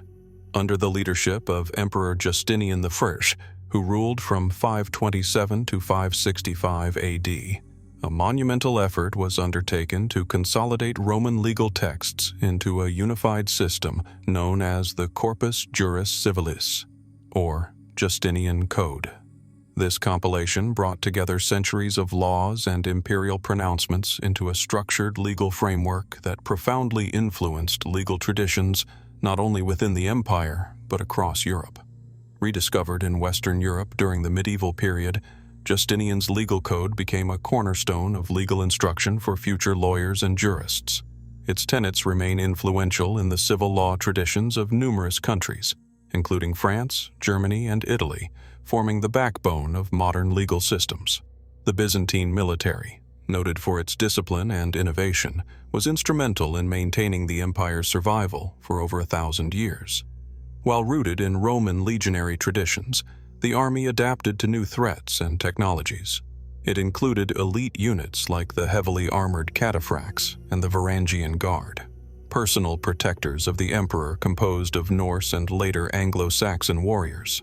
The empire also pioneered advanced military technologies, most famously Greek fire, a fearsome incendiary weapon that could ignite even on water and was devastating in naval warfare. Its precise chemical composition remains unknown. The strategic geographic position of Constantinople, coupled with its near impenetrable defenses, made it a formidable bastion. Its legendary walls, especially the Theodosian fortifications, repelled countless sieges over the centuries. The city was only overrun twice, first in 1204 during the Fourth Crusade, and finally in 1453, when the Ottomans conquered it, bringing an end to Byzantine rule.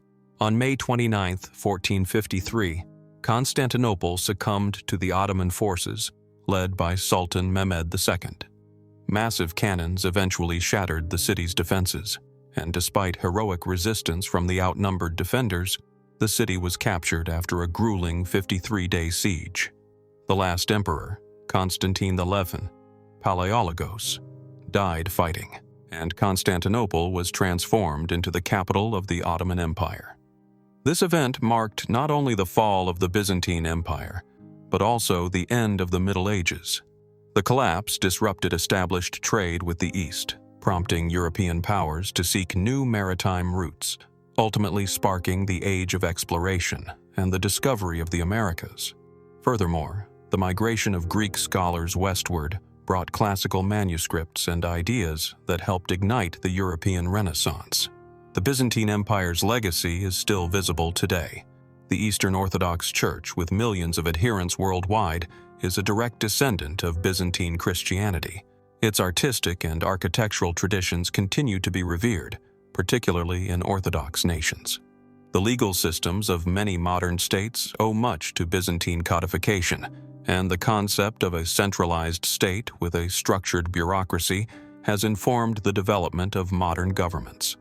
Perhaps most importantly, the Byzantine role in safeguarding and transmitting ancient Greek and Roman thought ensured that the intellectual torch of antiquity remained lit through centuries of upheaval. In essence, Byzantium served as a cultural and political bridge linking the ancient world with the modern age, preserving Roman legacies while shaping future civilizations. Its cultural, spiritual, and institutional contributions remain integral to the story of human civilization. In the arid, sun-baked landscapes of Western Australia, where wheat fields stretch endlessly beneath a relentless sky, an unusual conflict took shape during the closing months of 1932. It was no ordinary war. There were no enemy battalions, no official declarations, and certainly no celebrations or commemorations. But it did involve soldiers, firearms, and a determined adversary. History would remember this odd encounter as the Great Emu War, a bizarre, slightly absurd event where armed men found themselves thoroughly outmatched by flightless birds. To grasp how this improbable standoff emerged, we need to understand the setting and those attempting to conquer it. Following the First World War, Australia, like many nations, struggled with reintegrating its returning servicemen. In an effort to reward these veterans and stimulate rural development, the government allocated farmland to them, particularly across Western Australia. Soldiers who had once braved the horrors of Gallipoli and the trenches of Europe now labored on rugged plots, planting wheat in soil that was often unforgiving. By the early 1930s, their hardships had only deepened. The global Great Depression had struck Australia hard. Wheat prices nosedived, farming equipment deteriorated, rains came seldom, and pests grew plentiful. Then, near the end of 1932, a new and unexpected problem emerged: the emus. These towering, flightless birds, larger than many people's waists, strong-legged and thick-feathered, travel in groups and move with astonishing speed. Though unable to fly, they can sprint over 50 kilometers an hour and maneuver through terrain with startling dexterity. That year, tens of thousands of them migrated inland in search of food and water, as was their seasonal habit. Unfortunately, this time their route cut directly through newly cultivated wheat fields. For the struggling farmers, it was catastrophic. Fences were crushed, crops devoured, and already precarious agricultural efforts thrown into disarray. The emus arrived in droves, stripping fields bare with their beaks and leaving wreckage behind. Farmers tried to scare them off. They fired rifles, but the birds kept coming, seemingly unstoppable. Out of desperation, the farmers appealed to the authorities. In response, the government made a highly unusual decision. It called in the military. Specifically, it deployed a small detachment under the command of Major G.P.W. Meredith of the Royal Australian Artillery. Accompanying him were 2 soldiers, a pair of Lewis machine guns, and 10,000 rounds of ammunition. The mission was clear: reduce the emu population, safeguard the crops, and bring a sense of control back to the region. Yet, what followed was far from orderly. The campaign began in November. The soldiers expected to find large groups of birds, easy targets, but the emus had other plans. At the first sign of engines or gunfire, they scattered. Moving swiftly in tight, unpredictable formations, they vanished into the scrubland with astonishing agility. Early efforts to catch them off guard failed. One attempt involved approaching a group at a watering hole, but the birds dispersed before the gunner could fire. When the troops did manage to open fire, most of their targets had already escaped. On another occasion, they mounted a machine gun onto a truck to pursue the emus at speed, but the rough terrain caused the truck to bounce violently, ruining the aim. The emus, unfazed, simply outran the soldiers. What was meant to be a clean operation increasingly resembled slapstick. Over several weeks, the troops unleashed thousands of rounds. Estimates vary, but only a few hundred birds were actually killed. The emus, meanwhile, seemed to adjust to the threat. They broke into smaller groups, shifted movement patterns, and even earned jokes from locals suggesting they had appointed strategic commanders of their own.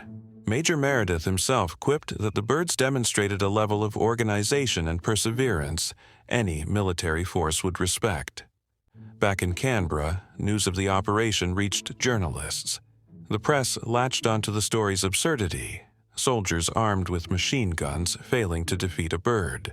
Headlines mocked the situation. International newspapers joined in, some with irony, others with gentle scorn.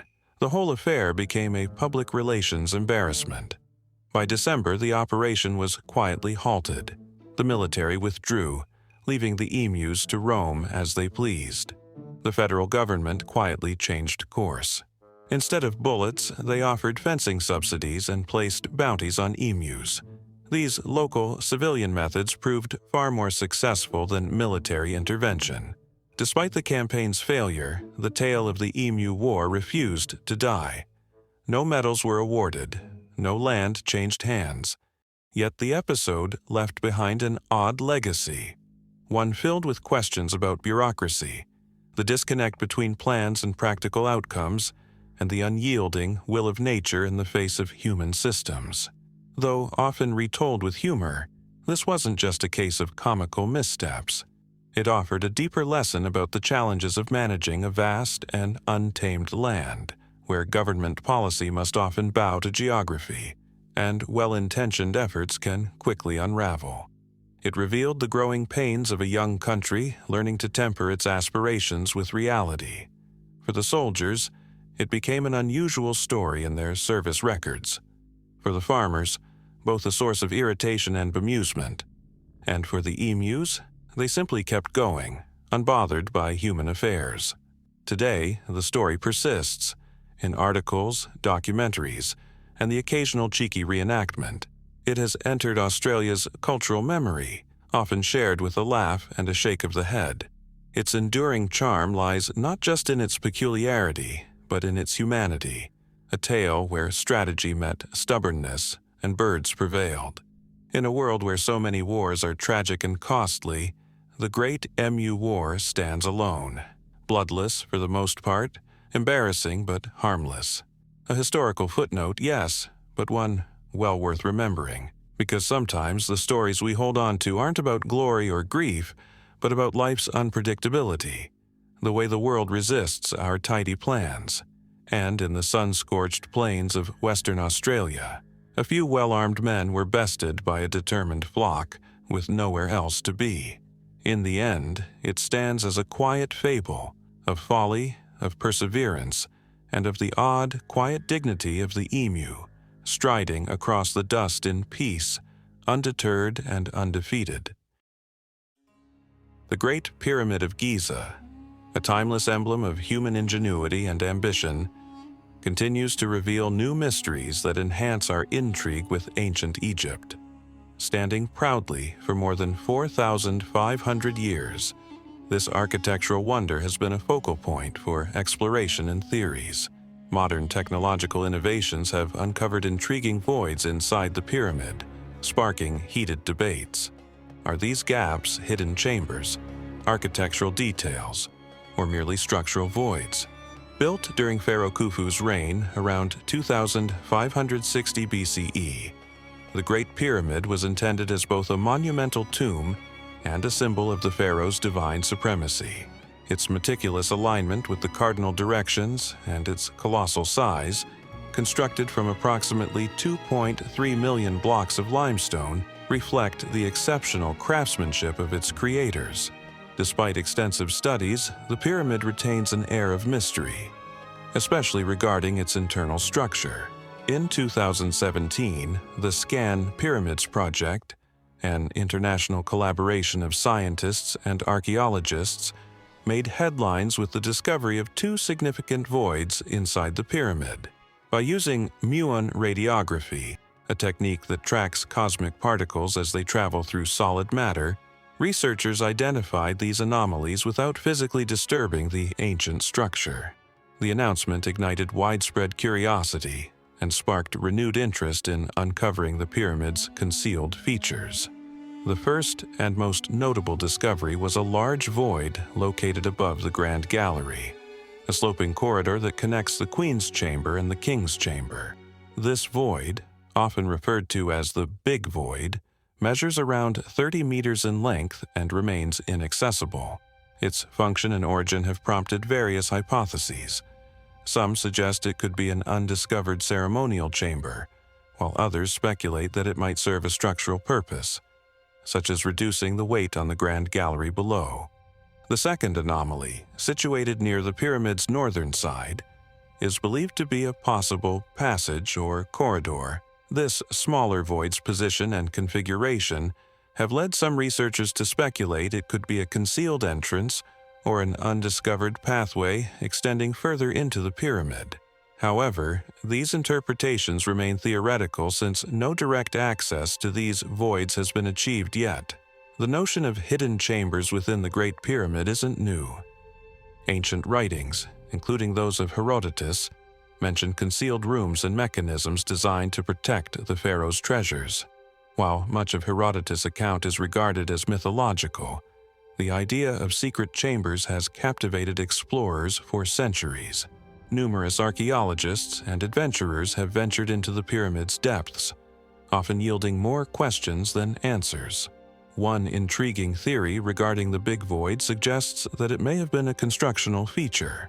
Building such an immense structure would have required innovative techniques for weight distribution and stability. The void could have been an internal ramp or work area used during construction, aligning with ideas that ramps or scaffolding were employed to position the massive stone blocks. Alternatively, the void could be a deliberate design choice, highlighting the Egyptians' mastery in stress management and architectural balance. Another possibility is that these voids have symbolic significance. The Great Pyramid was more than just a tomb. It was a spiritual machine, designed to facilitate the pharaoh's journey to the afterlife. Hidden chambers or passages could have been intended as metaphysical spaces, symbolizing the passage through the underworld or embodying the process of rebirth.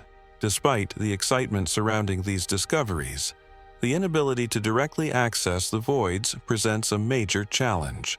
Non-invasive technologies like muon radiography offer valuable insights but cannot definitively determine the nature or content of these spaces.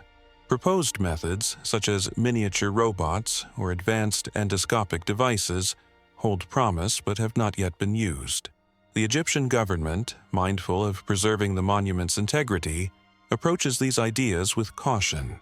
Skeptics argue that the voids might not be as significant as they appear. Large structures often have unintentional gaps due to construction techniques or imperfections in the materials. Until further evidence is gathered, it remains unclear whether the detected voids are deliberate chambers or incidental features. The discovery of these voids has reignited global interest in the Great Pyramid, captivating imaginations worldwide. From academic discussions to speculative theories about lost civilizations or extraterrestrial involvement, These voids have become the center of attention for those fascinated by ancient Egypt's mysteries. While some of these theories veer into the fantastical, the scientific exploration remains focused on finding evidence and understanding the pyramid's true nature. The voids have also sparked conversations about the pyramid's symbolic and spiritual importance. Ancient Egyptian architecture often intertwined functionality with profound cosmological and spiritual themes. The Great Pyramid's precise construction and alignment with celestial bodies reflect a worldview where earthly structures mirrored divine order. Hidden chambers or voids might represent metaphysical spaces, symbolizing the transition between life and death, or the mysterious journey of the soul. The history of exploration inside the Great Pyramid offers important context for these discoveries. From the earliest known intrusions by ancient robbers to modern-day archaeological investigations, each effort has provided new understanding while leaving many questions unresolved. The 19th century excavations by explorers like Giovanni Battista Caviglia and Howard Weiss uncovered much about the pyramid's internal layout, but also caused significant damage and speculation. The use of non-invasive technologies like muon radiography represents a major shift, prioritizing preservation while expanding the boundaries of discovery. These technologies, along with new findings inside the Great Pyramid, also highlight the advanced engineering techniques employed by the ancient Egyptians. The arrangement of stone blocks and the use of specific materials to manage pressure and weight distribution reveal their sophisticated understanding of engineering principles. The pyramid's remarkable longevity and resilience stand as a testament to these techniques, providing insights that continue to influence modern engineering. As research progresses, the investigation of the hidden chambers promises not only to deepen our understanding of the Great Pyramid itself, but also of the people who built it. Whether the voids are ceremonial chambers, structural features, or something else entirely, their discovery underscores the ingenuity and complexity of ancient Egyptian architecture. These findings also emphasize the value of interdisciplinary collaboration, merging archaeology, physics, and engineering to uncover new dimensions of history. Ultimately, the hidden chambers in the Great Pyramid invite us to ponder profound questions about the nature of discovery. What drives our urge to solve mysteries that have persisted for millennia? How do we balance our thirst for knowledge with the need to preserve our cultural heritage? As we await further revelations, the Great Pyramid continues to stand as a testament to human creativity and ambition, inspiring exploration and wonder across generations. It challenges us to view history not as a closed chapter, but as an ongoing narrative filled with endless possibilities and untold stories waiting to be uncovered.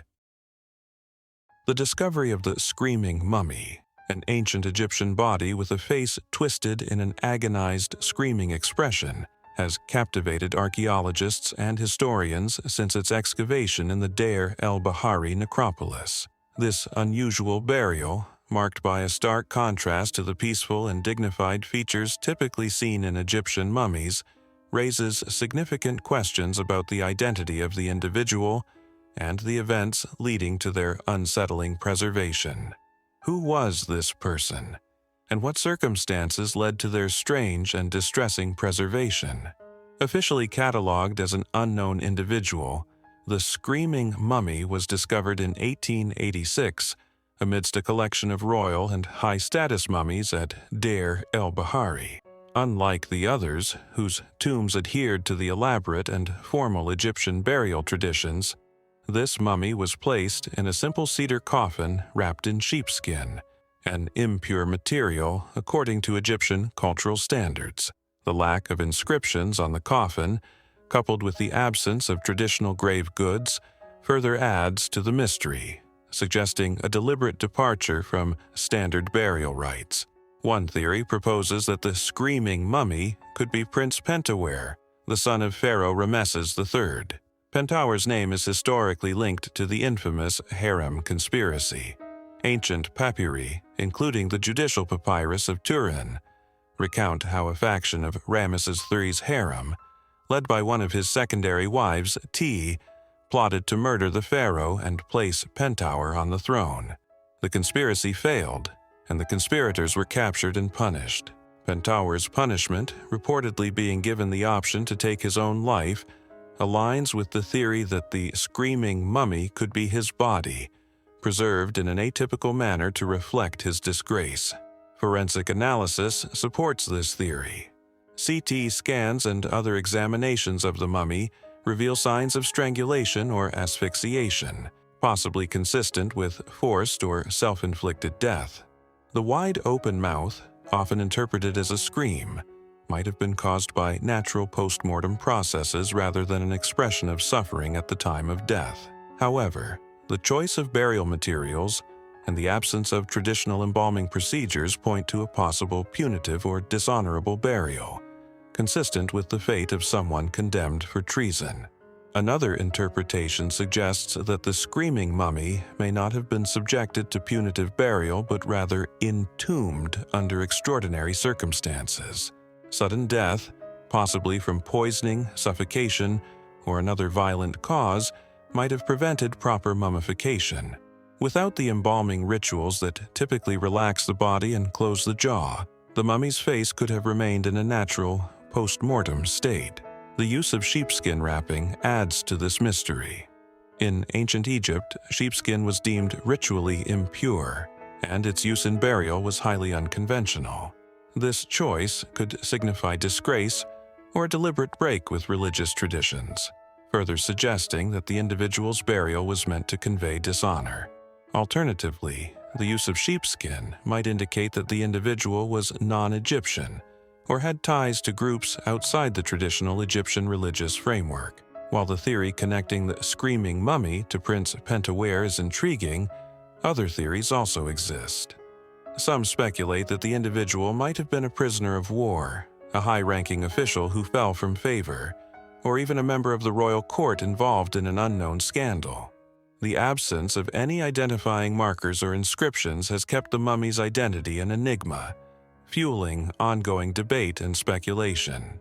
The screaming mummy also challenges our understanding of ancient Egyptian burial practices.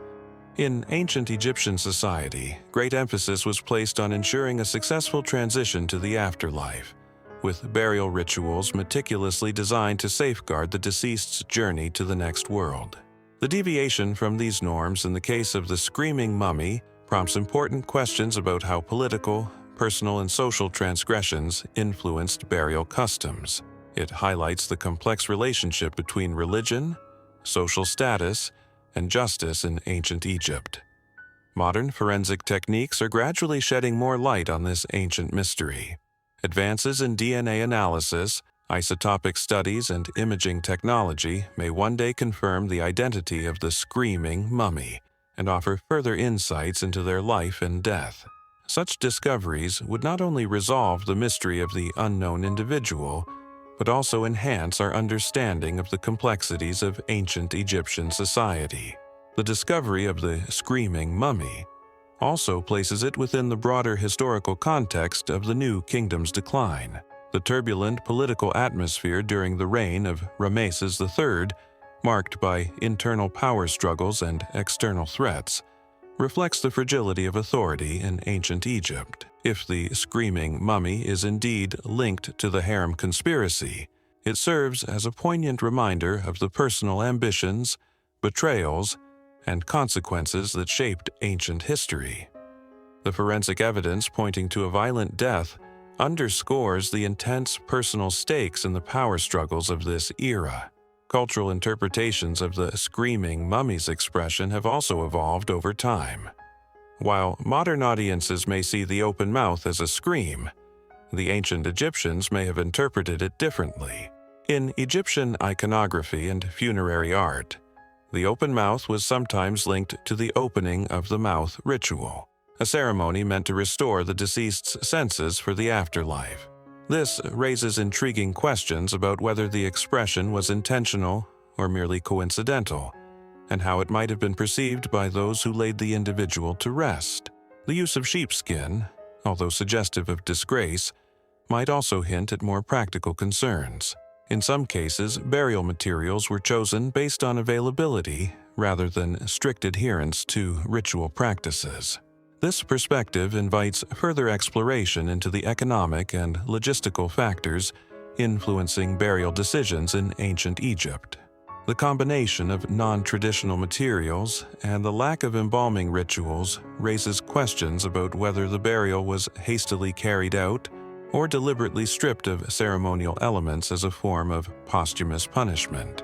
As researchers continue to explore the mystery of the screaming mummy, its tale remains an enduring puzzle. The mummy's distinctive state of preservation and the strange burial practices surrounding it serve as a testament to the complexity of human history, where individual lives intersect with larger political, cultural, and historical forces. Whether the screaming mummy is a disgraced prince, a victim of a conspiracy, or an unidentified individual caught in extraordinary circumstances, the silent scream preserved in their face continues to resonate through time. This captivating discovery challenges us to uncover the truths hidden beneath the sands of history. The era of discovery, which stretched from the early 1400s through the 1600s, was a groundbreaking time marked by global exploration on a scale never seen before. Led by European nations aiming to find new trade passages, wealth, and territories, this period became the foundation of what we now call globalization.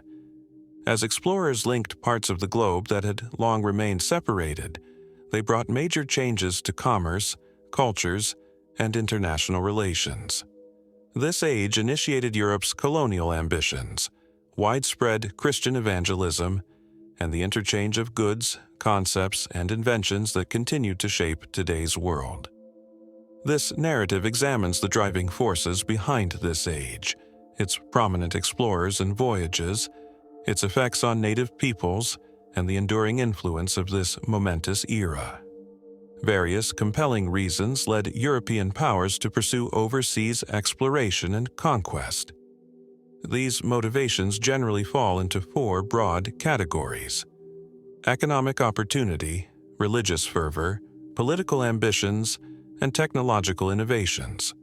A major catalyst for exploration was the pursuit of new trade pathways and access to lucrative goods like spices, silk, and gold. Traditional land-based routes, such as the Silk Road, were long and perilous, and controlled by intermediaries, particularly the Ottomans, who monopolized the trade between Europe and the East. Countries like Spain and Portugal were eager to find direct sea routes to Asia to bypass these gatekeepers and tap into the thriving spice market. The immense profits from these trade networks not only enriched merchants but also financed the rising centralized states in Europe. Spreading the Christian faith, especially Roman Catholicism, was another strong incentive. Many European nations considered it their duty to convert non-Christians. Spain, in particular, was fueled by religious zeal after the Reconquista ended in 1492 with the removal of Muslim rulers from the Iberian Peninsula. This victory intensified efforts to extend Christian teachings beyond Europe and to push back against the influence of Islam, which still held sway in large portions of the Eastern Mediterranean and North Africa. Emerging centralized monarchies in nations such as France, England, Spain, and Portugal had the political clout and resources to support extended voyages. These monarchs aimed to increase their realm's influence and status through territorial expansion, and by establishing colonies abroad. Exploration turned into a national contest for prestige and global power. In their rivalry, European states encouraged maritime innovation and vied to outpace one another in discovering and claiming new lands. This age was also defined by major maritime and navigational progress. The caravel, a nimble ship outfitted with lateen sails, enabled sailors to travel longer distances more efficiently. Tools like the magnetic compass and the astrolabe enhanced accuracy at sea, helping seafarers pinpoint their location. Simultaneously, improvements in map-making, cartography, allowed explorers to chart and record their findings, making it easier to plan future voyages. These advancements were essential for navigating vast and uncharted oceans. The era of discovery was shaped by brave adventurers whose expeditions redefined geographical knowledge and paved the way for European dominance across the globe. Though he never set sail himself, Prince Henry, known as the Navigator, was instrumental in launching Portugal's exploration along Africa's western coastline during the early 1400s. His patronage resulted in new maritime paths, trading posts, and the early beginnings of the Atlantic slave trade. His efforts set the stage for Portuguese breakthroughs in navigation and commerce.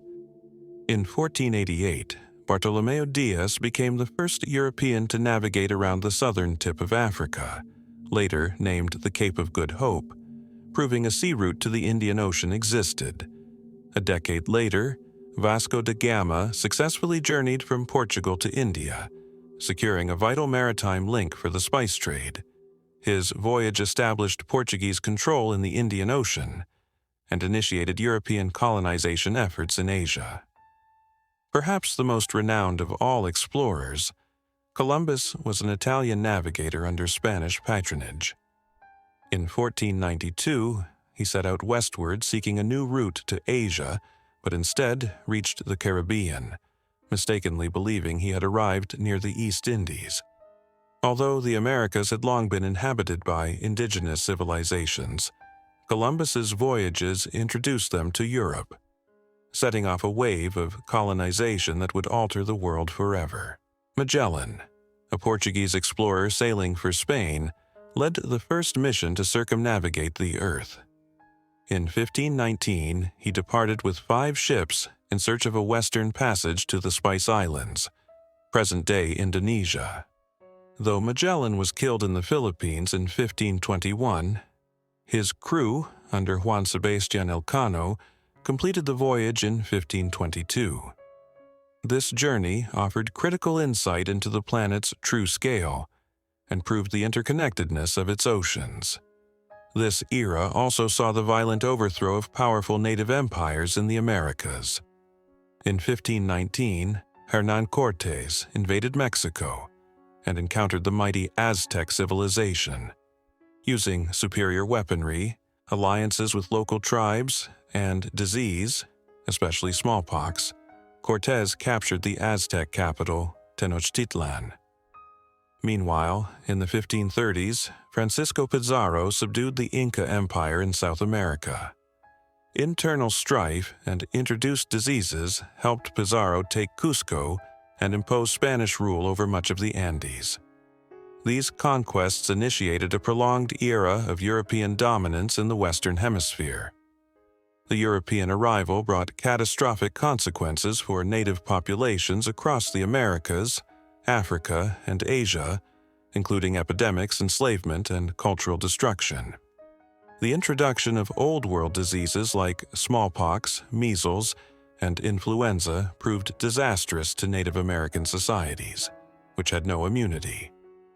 These illnesses spread quickly and wiped out large portions of the population. Some estimates suggest up to 90% died within a century of first contact. The loss of life had deep social and cultural effects, erasing centuries of tradition and destabilizing communities. European nations rapidly established colonies, often ignoring indigenous sovereignty.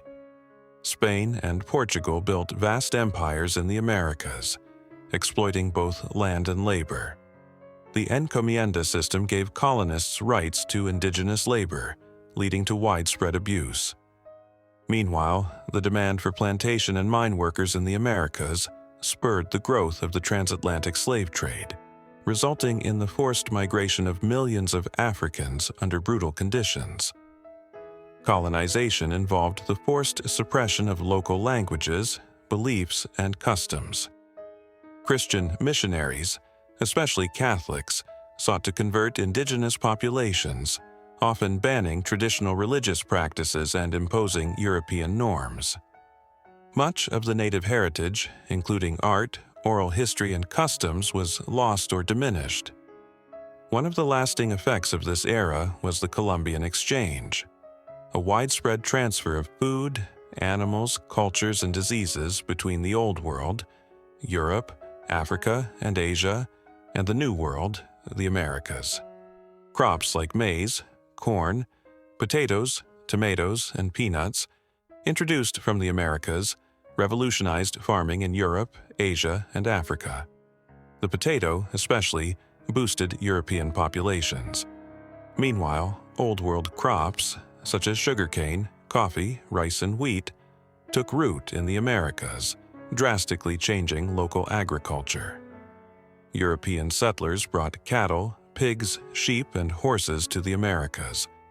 Horses, in particular, reshaped life for native tribes on the Great Plains, allowing them to hunt more efficiently and expand their territory. Conversely, animals native to the Andes, like llamas and alpacas, were introduced to Europe, though they had a smaller impact. Exploration and the Columbian Exchange created extensive trade networks that linked continents as never before. European empires exchanged Asian luxury goods, American silver and gold, and African slaves. These routes laid the groundwork for mercantilism and the global economy. The resulting wealth fueled continued exploration and imperial rivalry. The Age of Discovery not only redrew political boundaries and economic systems, but also spurred scientific breakthroughs and cultural blending. To navigate the globe, Europeans developed better tools, such as the marine chronometer for determining longitude. Cartographers like Gerardus Mercator created more accurate maps using new knowledge of lands and oceans, helping merchants and explorers alike understand and visualize the world. The specimens and knowledge gathered from distant lands encouraged European scientists to explore biology, geology, and other fields. This exchange of information across cultures helped fuel the Enlightenment, a movement rooted in logic, experimentation, and discovery. The meeting of civilizations led to cultural fusion. Europeans borrowed foods, technologies, and customs from indigenous peoples, and in turn, native societies absorbed European influences. This synthesis led to new traditions, especially in Latin America, where African, native, and European beliefs merged into unique expressions. The consequences of the Age of Discovery continue to echo through our world in terms of colonization, globalization, culture, and science. Exploration led to the creation of massive empires. Spain and Portugal were trailblazers, later joined by the British, Dutch, and French. While these empires enriched Europe, they also subjugated indigenous peoples and exploited their lands. The transatlantic slave trade and colonial rule reshaped continents. Many of today's economic and political issues in former colonies trace back to this legacy. The trade routes established during this period remain vital foundations of today's global economy. Commerce between continents started during the Age of Discovery, created a web of exchange that continues to expand. The cultural intermingling that began with European expansion produced a vibrant mix of traditions, languages, and cuisines that still thrive. This period also birthed the modern notion of multiculturalism, as people across continents began sharing ideas and shaping one another's lives. The pursuit of exploration led to innovations that still influence science and technology. The tools and knowledge created in this period laid the foundation for modern research and discovery. The adventurous spirit of these explorers continues to inspire humanity's drive to explore the unknown. The era of discovery was a transformative time that reshaped humanity's view of the world. Motivated by trade, religion, politics, and technology, European explorers forged connections between distant lands and cultures. This period brought vast opportunities but also profound suffering, from the destruction of native civilizations to the rise of colonial empires. Its legacy lives on in global trade, cultural diversity, scientific innovation, and the enduring effects of colonialism. Above all, it reflects our unending quest to push the boundaries of the known world.